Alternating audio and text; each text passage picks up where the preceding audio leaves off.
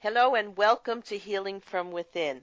I am your host, Sheryl, author of The Living Spirit, which shares stories of spiritual awakenings, spiritual communication, healing energies, miracles, and ways to rediscover your true soul essence and the meaning of your life.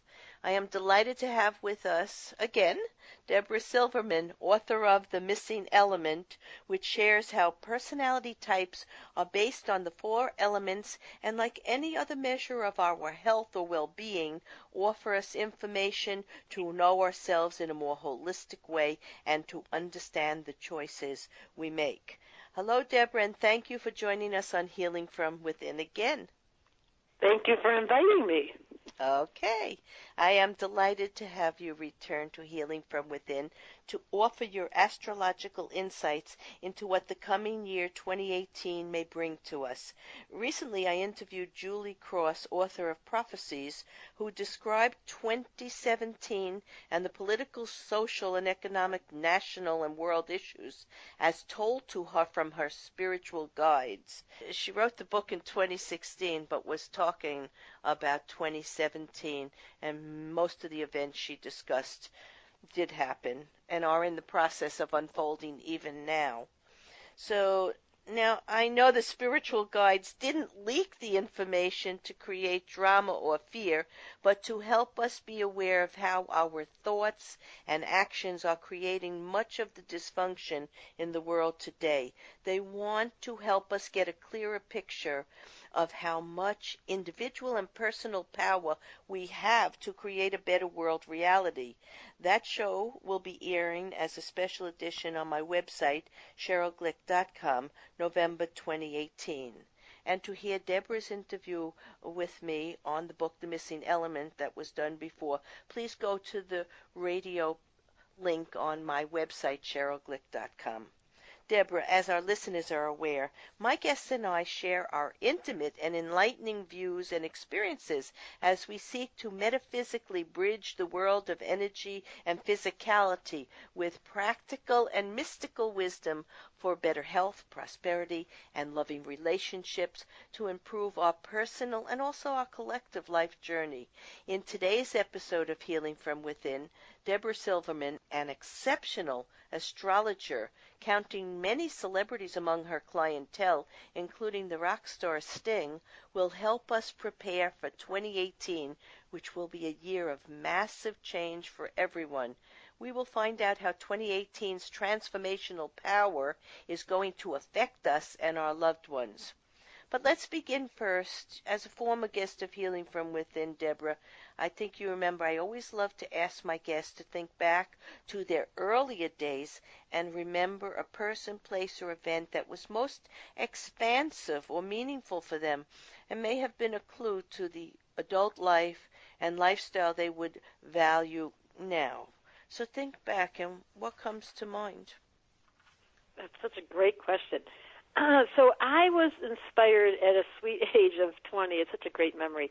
It was 1977, and I met a woman named Elma Bell Brown. She was in her, I want to say she was in her late 70s when I met her, and I had received a flyer, a pink neon flyer, January, it was like December of 1976, and it said, "Do-it-yourself cosmic consciousness." And I didn't know what that meant. So I picked up this flyer, and I found her address, and I got to her house. It was a long journey. It was outside Toronto. It was completely obscure. I didn't know what I was even going for. And I got to her front desk, her front door, knocked on her door, and there's this little old lady answers the door, and she invites me into her home where everyone is lying on the ground in her living room with their eyes shut, which I didn't know anything from meditation. And she said, "You're welcome to come in. I wore contacts." And she said, "You wear contacts?" And I was like, "Yes." And she said she had solutions sitting there. "Take out your contacts because this will be a long time of your eyes being closed," which I did, and I really had bad eyesight. So I'm looking around to find where I'm going to sit. She goes, "Nope, there's no room left. You're going to lie right here next to her." And then off I went on to a journey. And the journey was, and it's a little embarrassing because I, one, had never meditated. Two, I had never done any visualization, but I very quickly was in this very intense state of opening up my channels, and downloaded came all this information. Like my voice got softer and softer, and I could feel myself, I didn't know, leaving my body. And she was very, very versed in Alice Bailey, esoteric law. So she started to take me through the higher levels and the White Brotherhood and the beings that were watching. And as I was seeing these crazy imaginary things in my head, before I'd say them, she'd say, see the guy to the right with the yellow shirt, and I was just imagining a guy with the yellow, like it was like crazy how she was. So in the end, after hours of us traversing together through the cosmos and me being introduced to this incredibly different reality, I realized then, she said to me at the end, to the new girl here, she didn't know my name, you're clairvoyant. And I was like, clair what? And then she said, this is the best part, then she said, ask what your name is on the other side. And I was like, it was so embarrassing. And I heard a name, and it sounded like Henrietta. It sounded ridiculous, like Henrietta, but I said the name. I said, the name I'm hearing is Luciella. And she said, Luce means light, and Ciela means heaven, light of the heavens. And from that point on, she called me Luciella, and that's the name of my business. Fast forward. Isn't that a wonderful story? You had a And so there I was lying on the ground in someone's little old lady's house. I thought the whole and directly downloading from another reality through the Alice Bailey. I don't know if you know about Alice Bailey and her work, but yes, she was I written do. in the Yes, I do. 1900s and the 1920s, 1930s. She wrote 19 books. They were all channeled through her from a man named Dwal Kul, who was a Tibetan. So it's very high esoteric law, but this woman was really versed in it. And then I became fascinated with Alice Bailey, and that was my entrance at the sweet age of 20 into spirituality. Well, you were lucky you started a little earlier than I did. But when the student is ready, the right teacher appears. And So you were brave enough to start, as was I. And when I started with Reiki energy training, that opened my channels. And I was able to, download information the way you're talking and receive it from these higher realms and see the White Brotherhood. I saw a group in a circle of men, but I couldn't see their faces, in brown robes, and felt their energy. They were the teachers. They were the healers who join us in every meditation, and they join us in every healing session. And we're not doing this alone. We are part of a universal realm of intelligence, love, and compassion, and many different multidimensional gifts and skills that we just have to discover here. And that's how all you were got to do brought into it. All the listening audience has to do is you just have to ask. It seems so far-fetched for people like you and I that have this ability, but for people that don't, you may think of it as being such a wild, like, how would they ever come to me? But they're waiting. And that was one of the big things I realized was all you have to do is ask. And now that I'm at this age, in my 60s, I'm a little less self-conscious. At that point, it was like I just saw all these spirits, and I was much less likely to ask. Now, I encourage everyone, as you were just saying, to know they're watching you and they're present with you, and you can ask for help and you can ask for prayers, and it's totally, they can't work. I always think unemployment on earth is a reflection of heaven. Like, we don't use the angels, and it's as above, so below, and sometimes we get left here not with work. Well, ask the angels for help. They want a job. They are around. They've been around from the beginning, from when we took our first breath to when we will pass back into the realm with them. And it's a wonderful thing to know you have all this help. And they are working very hard on the other side to help us. A medium, a shaman actually in Hawaii that I met recently, actually sensing that perhaps I feel I should be doing more because there are so many challenges right now all over the world. She said to me, she looked in my eyes and she said, they are working very hard with and for us now. And so we do have to ask, and we have to relax and go into any form of meditative state that you find, wherever you find it, by the ocean, in a quiet room, listening to quiet music, just sitting and just closing your eyes and letting all thoughts go and asking whatever question or concern you have. And then being patient enough, the answers come in many ways. Sometimes they come from another person talking to us that will give us the answer, or we open up a book or a newspaper, or we turn on a television or music and we hear exactly what we need to know. But we have to be open to it, not frightened by it. It's the greatest gift in the world to know this, that you're not alone, and that there are many wonderful helpers who are encouraging us just to learn, to keep learning. That's all we're here to do in it's this funny, life. I don't know if you know Keep that I'm in learning. Hawaii. That's so funny. Isn't that wonderful? Oh, I love it there. Are you having a good time? Yeah, how could you not have a good time in paradise? You have to be something. I always say that something has to be wrong with you if you're not having a good day here. It is one of the most perfect places probably on the planet. I did enjoy it so much. So let's go back to, we have already begun in 2017 to see massive changes, storms and wars, shootings and political shifts and so on. What do you think are some of the changes that will continue, and what new events do you believe are on the horizon? Can we prepare for them? Yeah, I am not a psychic. I am not a prophet. I did predict, unfortunately, I did see or dream about Trump winning. So I do have every once in a while those skills do come forward. But what I can say astrologically with confidence is the government at every level is going to be, especially it's a little stronger in 2019 when Saturn and Pluto come together next year. There will be a very strong disruption in not just our government, but the definition of government and leadership and uproars, and really the grassroots will be in full bloom. So we're watching right now the entrance of Me Too, and we're watching women standing up for each other and for themselves, which is brand spanking new. Like finally, I was just saying it yesterday, it's so remarkable that we can say, Harvey Weinstein no longer is a mystery. Everyone's in agreement, whereas before we all kept that hush-hush. It's so wonderful that we're all saying it out loud.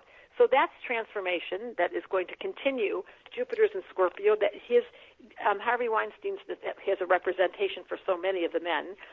That conversation of secrets began within a month of Jupiter entering Scorpio. And Scorpio is secrets, sexual secrets, and Jupiter is the expansion. So I found that fascinating that right when Jupiter entered Scorpio for the first time in 12 years, Jupiter being expansion and Scorpio being sexual secrets, suddenly we were all talking about these secrets, which is going to continue through the fall. So for all you Scorpios, you're in an open door, much more expansive cycle. That would be true for Tauruses as well. Jupiter's come to give you the blessings. I would say that there is in the 2017, there is and obviously, the continuation of the grassroots. Like Saturn's in Capricorn, it's in an earth sign. So it's bringing the attention where, when Obama was here, it was in a fire sign, and there was much more of my experience during that whole era was we were lulled in the best of ways. We were sort of sleepy. And now suddenly we've awakened to what's going on? And so the political uproar and the willingness to stand up and the willingness to say, not on my terms, that's the Saturn in Capricorn that we're going to continue to see for the next year and a half. We just started at Christmas. It just began. The questioning of the government and the reestablishing that we are the government. We can't keep looking outside of ourselves. And then by the end of the summer, Uranus, for the first time in 200 and some years, enters Taurus, which means the financial structure. It's the last 8 years, Uranus has been in Aries, and it's been all about rewriting male energy, and we've seen it. The definition of male is no longer what it was. So we once thought men were the leaders and they were the authorities, and then we've had enough time go by where we're like, you know what, can you sit down for a minute? Let us have a turn. So you see Oprah and you see yoga and you see Reiki, and everyone's women. Everywhere you go, I just love it. Women everywhere. Then Uranus enters Taurus. The next thing it's going to change, after having changed the imprint of men, will be money. And so this is the cryptic coin, and this is how the money dynamics are really going to change over the next 7 years, starting the end of the summer. So I could see our economy really changing. So not only we're just as you described, we're in a radical change. The structures as we've known it are big. But the good news is these conversations you're having, I'm always being interviewed by these amazing podcast people, and they're talking about things that we never talked about before. Like our grandmothers never had podcasts where they talked about what was coming in the future. Look, what we're really seeing is a shift from third dimensional thinking, from patriarchal religious thinking, which has separated men and women, due to power situations, political situations, financial situations. Even as a child growing up, people were very secretive, and girls were thought to be, in their realm of what was reality for them, and the boys were given more freedom and more encouragement. But it's no longer like that. And this is only the last, I would say, 40 years. The equality is coming because in energy, men and women, while biologically different and functioning a little different, are equal in soul energy. And everyone has the right to explore during this lifetime what it is that makes them happy and what makes them thrive and what makes them produce and give out to the world their best rendition of who they are. So it's happening. It's long, long overdue, and we're rising out of this three-dimensional thinking of separation, limitation, and as you say, lulling as the last 8 years and 10 years, or maybe even 40 years of government has been, lulling ourselves into thinking everything's all right without really looking at the restrictions that were on so many industries and so many people. And we have to get to the truth of what's fair and honest and good for all the citizens, all the people, not only in this country, but throughout the world. The other day I saw in Saudi Arabia, the women are learning to drive. They're going to be in the workforce, and that's a whole shift in the Mideastern culture. And it's a wonderful thing. It's just a wonderful thing to see freedom rearing its head in places that it has so long been denied. So thank you very much for that. That's where we're going. That's what's We're happening. evolving. We're growing like a weed. And fast, and it's happening fast now. So let's go on to why do you think this is happening so consistently across the entire planet? And what could be the positive results of all these challenges and changes? Well, I think in no uncertain terms, if you've read in the beginning of my book, I speak about the elders and prophecy, and it's very clear that from the Hopi Indians that predicted this and I was with one of the elders when I was very young, or with the Mayan calendar, or with the Kali Yuga from India, or whether it's astrological, it's very clear that change was coming, and we were in an evolved. It's just like when Christ came to the earth, or when Buddha came to the earth. These were moments in time where everything changed. Nothing was the same after. Well, it's not a Christ or a Buddha. It's a collective Christ and Buddha. Yes. So now we're all little mini Christ and Buddhas saying, look, I can help. And so we're at that critical point where evolution has to make it or break it. In 2 years after Saturn's in Capricorn, it goes into Aquarius. And that's when the whole electric everything of what the AI, the artificial intelligence, is really going to step up. And that's when society is going to get a little scary. So we're at the end of government these next 2 years, or the redistribution of power. It's not the end of government, because we have to have government, but there will be definitely more individuality around power. And then comes artificial intelligence, which is a little scary. That can go both ways. It could become where we give power to this automated, non-human, but with the best of intentions. That's what our evolution is headed towards, because from my point of view, the one default in the human psyche is the unconscious mind, that somehow we have the ability to do evil. If that could be erased, if a computer would be allowed to only do a service and not be serving the dark, can you imagine if computers were only about helping us grow and learn and making things efficient? And it just depends on who's going to program the computer, doesn't it? Yes. Now, that would be a wonderful thing, because if we're surrounded with that energy, what will happen to the human population? They're going to become more efficient, loving, and supportive. Yes. Because that's all they're going to know. It's a great thing. That would be a way that we could move into a higher consciousness and into our spiritual life, a higher energy body from third dimensional to fourth and fifth dimensional energy bodies. And that's what Alice Bailey, that's all she talked about. She talked about the evolution of consciousness that would occur. She's another one that echoed the same thing, and that we would be moving towards one civilization that was kind and compassionate. Yes. But we are at a critical moment, because it's going to appear to so many of us. I always make the analogy that this is like giving birth. and right now she's screaming and yelling, and if you'd never seen it before, you'd go in that room and you'd cut that thing off her stomach and you'd say, let me help you with this. But if you knew enough to be wise to trust the process, because right now the earth is screaming and yelling, like we're in pain. Mm-hmm. Yes. But there's nothing wrong. The earth is Not in to be pain, confused. and people are in tremendous pain and dysfunction. Yes, and that's the nature of birth. So you can't confuse something's wrong with that sound effect, because when you listen to a woman giving birth, you'd be sure she was dying. So we can't distinguish right now the sound effect of what's occurring on this planet. We only know we're in a birthing cycle now. Will the birth be easy? Will the birth be conscious? Will the baby be taken care of? Can we handle the change? That's a better question. Well, clearly, it's going to happen, because even though we don't like change, nor do we want it, yet we must. And we must accept it and embrace it and move along, and we will. Now, you talk about the turning of the tides or the change of eras. What do you mean by that? well, we just left the Piscean age behind us. So, and according to astrology, the ages, there's Kali Yuga, which is 26,000 years, and they say we're turning the corner into the dark phase of that. You get dark before you get light, according to the Kali Yuga. Mm-hmm. In my system, it's 2,100 years.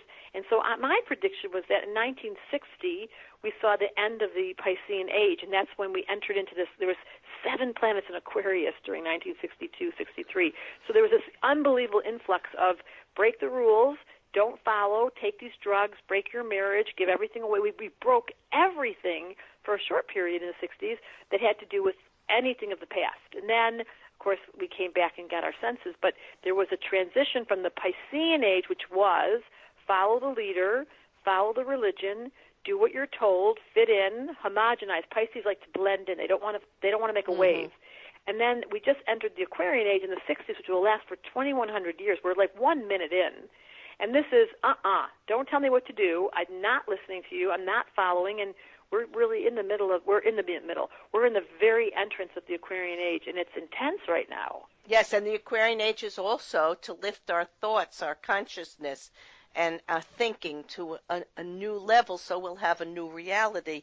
So you talk about and to do it with computers. Aquarius rules computers. So being on a podcast, this is all that you're seeing. It was predicted by the Aquarian age that we would be entering into an electronical time period. This is all part of the prophecy.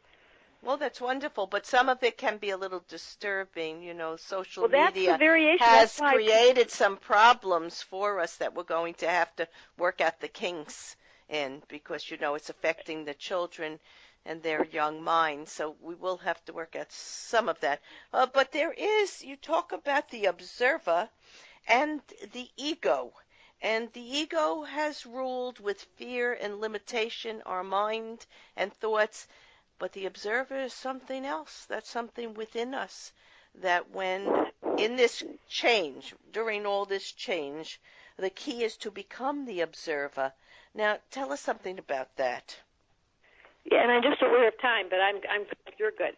So the observer is, very simply, there is a part of you right now that's listening to this podcast that you and I are talking. If we have our observer on, we are simply witnessing ourselves from a distance without any judgment. So you look at yourself and you see, what am I wearing today? You look at your room and you go, what colors are, like you stand up and out like an astrologer would, and you view yourself from a distance. From that angle, there's non-judgment. The observer is not, it's like a reporter for a newspaper. It doesn't have an opinion. It's just collecting information, and it's witnessing. And if we could all, and this is what my book is about, if you could learn to be in the middle of a fight with your brother who really pisses you off, and you could turn on your observer and go, uh-oh, I just got so triggered, I got to step out. I just noticed myself, and my blood is curling, and I'm about to hurt you. I'm going to say the meanest thing, so I'm going to walk out of the room now. That would be the observer giving you some freedom to not be on automatic. But until that muscle is flexed, until it's developed, what happens is we go on automatic. And then we don't know what we've done. And then after it's over, we're like, oh, my God, I did that thing again. I ate when I wanted to go on the diet, or I wanted to say that thing to that person. I never say anything, or I really wanted to leave that job, but I can't neutralize. The observer neutralizes your reaction pattern and allows you to have compassion, first of all, for yourself. Like, yes, we're all screwed up to some extent. You did the stupidest thing, yes. But there's no judgment. It stands away from You idiot. The analogy I make is the toast is burnt is an observation. You idiot, you burnt the toast. That's a judgment. Mm-hmm. So if we could just learn to observe, yes, the toast is burnt and our society is going very fast, and yes, there's people who are politically opposite me, and not judge them. Good luck with that. We would have a very kind society, but we just sit all day long and we just judge. Well, I always say to my clients, when you can take a breath, observe what's happening, decide where to engage something or some level of activity, or be with people that will help you rise up to a level of feeling happy and positive and joyful and proactive, then you engage. When you hear, for instance, gossip or talk or behavior that makes you feel physically uncomfortable, you might want to disengage or walk away before Bingo. like you were saying with the fight with the brother. Yeah, you just observe and you let yourself ride it out, flow in life, and then you can allow your kindness and compassion and joy in yourself and in what's going on around you without blame, without anger, without judgment. And I think that is part of this shift in human behavior that's taking place right now all across the world and everything. People are being awakened and aware, and they want to act less fearfully and more lovingly towards the people. And all these changes, I think, are going to help bring that about eventually. I don't know if it'll take 100 years, or you just said 2,100 years for the new course we're in now, going from Pisces to Aquarius. We're now in the Aquarian age, so it has a long life, and many positive things will start to happen. So I want to thank you, Debra Silverman, author of The Missing Element, for your astrological approach to exploring the many changes the world and our human condition are experiencing at this transformative time in history, and your unique way to think of the personality types as aligned to the four elements: water, earth, air, and fire.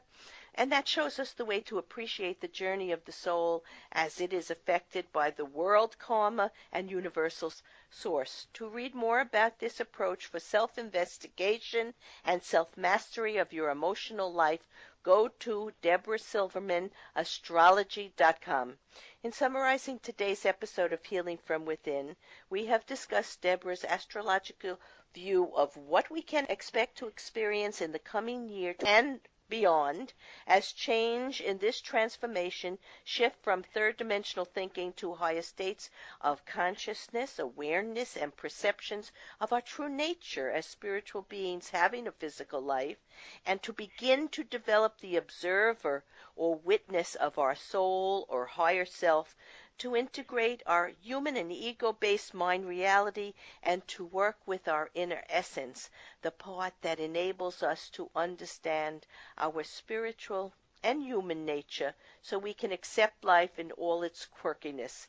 Debra wrote, "Once we wake up to the compassionate observer in ourselves, the part of us who worships the privilege to be in a body, alive, and to be of service to humanity, then we can move beyond our personal drama and tend to selfless acts of service in a world that needs help so badly. Our purpose on earth is to accept our humanness with an open, tender heart and evolve the species by remembering that you are a healing agent evolving for all of us.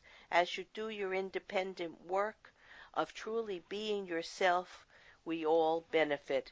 Debra and I would have you realize that at this critical tipping point in our human history, we can and must find a way to a positive future by investing time and energy into our accepting ourselves, surrendering to life's natural flow and order with love and compassion for others, and utilizing an awareness of the energies or properties of water, air, earth, and fire that most affect our personalities and behaviors so we can be balanced, highly functioning, and happy human beings.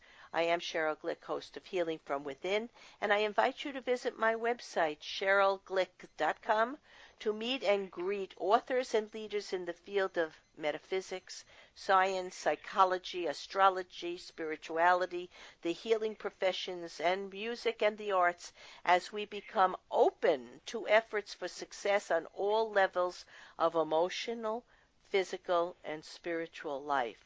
Shows may also be heard on webtalkradio.net and dreamvision7radio.com. Thank you.